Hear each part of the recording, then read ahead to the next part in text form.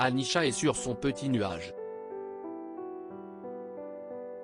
Samedi soir, l'élève timide et réservé du château de Damary-les-Lys a remporté avec brio cette nouvelle saison de la Star Academy, récoltant 57% des votes du public face à Enola arrivée jusqu'au bout avec elle.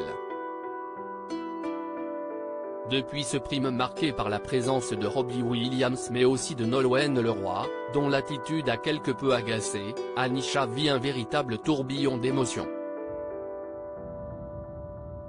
Mais pas le temps de se remettre qu'elle doit déjà accorder tout un tas d'interviews.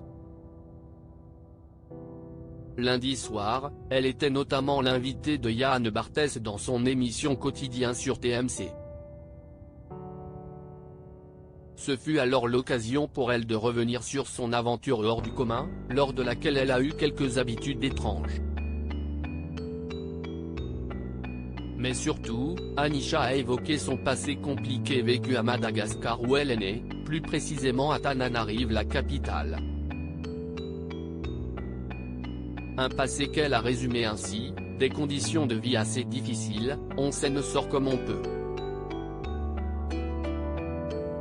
L'enfance a été difficile dans la Star Academy, Anisha avait déjà brièvement parlé de son enfance, sans rentrer dans les détails mais simplement en indiquant avoir été brisée de la même manière que sa guitare cassée qu'elle ne quitte jamais.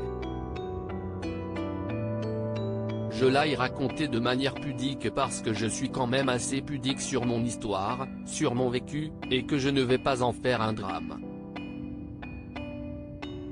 Je pense que les difficultés qu'on a traversées, même si on est brisé, sont aussi notre force. J'ai vécu ces choses et ça m'a rendue plus forte, j'ai eu le courage de faire cette aventure, préfère-t-elle se réjouir. Et d'ajouter, l'enfance a été difficile. Aujourd'hui, je ne parle plus trop de ça, ça fait partie de l'histoire mais ce que je voulais c'était dire, oui il y a eu ça mais aujourd'hui ça va, on peut encore avancer.